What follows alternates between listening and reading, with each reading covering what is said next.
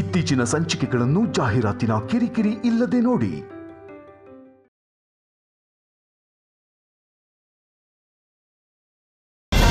ನನಗೆ ಈ ತರ ದ್ರೋಹ ಮಾಡಿರೋ ದುಷ್ಟರು ಯಾರು?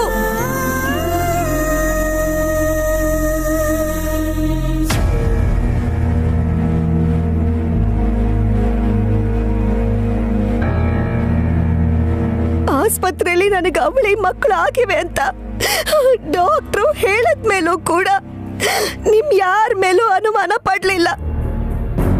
ನನಗ್ ಬಂದಿದ್ದ ಕೋಪದಲ್ಲಿ ಯಾರಿಗೇನ್ ಮಾಡ್ಬಿಡ್ತೀನೋ ಅನ್ನೋ ಭಯದಲ್ಲಿ ಅಮ್ಮನವ್ರ ಹತ್ರ ಹೋಗಿ ತಡ್ಕೊಳ್ಳೋ ಶಕ್ತಿ ಕೊಡಮ್ಮ ಅಂತ ಬೇಡ್ಕೊಂಡ್ ಬಂದೆ. ಆದ್ರೆ ನಾನ್ ತಡ್ಕೋತೀನಿ ಅಂತ ನೀವ್ ನನ್ನ ಇನ್ನು ಹೀಗೆ ಪರೀಕ್ಷೆ ಮಾಡಿದ್ರೆ ಹೇಗೆ ಹೇಳಿ?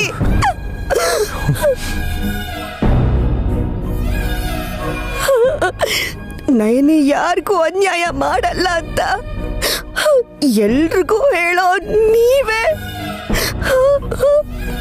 ನಿಮಗ್ ನಾನ್ ಏನ್ ಅನ್ಯಾಯ ಮಾಡ್ದೆ ಅಂತ ನನ್ ಮಗು ನನ್ನಿಂದ ದೂರ ಆಗ್ತಿದ್ರು ನೋಡ್ಕೊಂಡು ಯಾಕೆ ಸುಮ್ನಿದ್ರಿ ಅಂತ ಹೇಳಿ ಹೇಳಿ ಯಜಮಾನ್ರೆ, ಹೇಳಿ ಹೇಳಿ ಹೇಳಿ.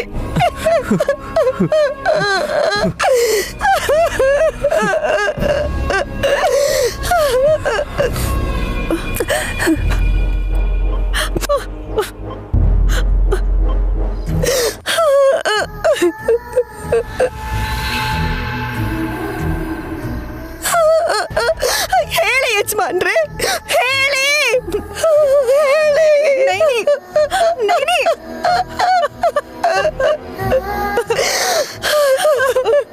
ನೀನಂದ್ರೆ ನನ್ಗೋಳು ಬರುತ್ತೆ. ನೈನಿ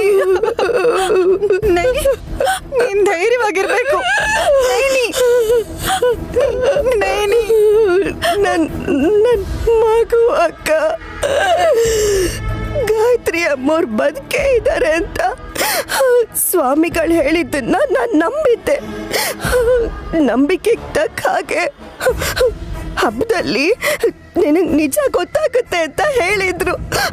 ಹಾಗೆ ಆಯ್ತು.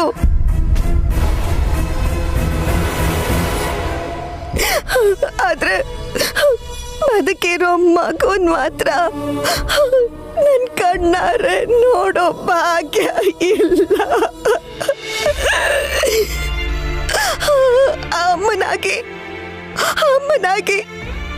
ಅದಕ್ಕೆ ಹಾಲು ಕೊಡೋ ಭಾಗ್ಯ ಇಲ್ಲ ನನಗೆ.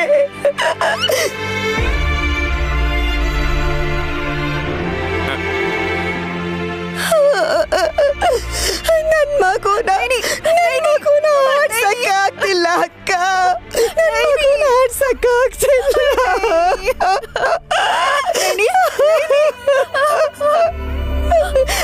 ಈಗ ಹೇಳಕ್ಕ, ಈಗ ಹೇಳು.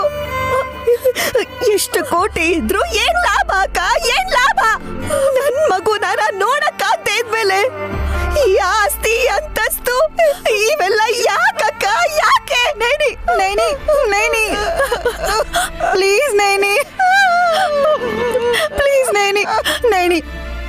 ನೈನಿ ನನ್ ಮಾತ್ ಕೇಳು. ನಿನ್ ಮಗಳು ನಿನ್ ಬಂದ್ ಸೇರ್ತಾಳೆ, ಅದು ನಡೆಯುತ್ತೆ. ನೀನ್ ಬೇಜಾರ್ ಮಾಡ್ಕೋಬೇಡ ನೈನಿ, ಬೇಜಾರ್ ಮಾಡ್ಕೋಬೇಡ.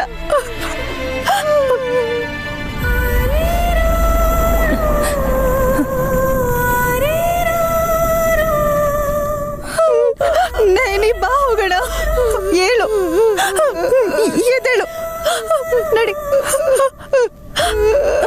ಅಳ್ಬೇಡ ನೈನಿ, ನಡಿ.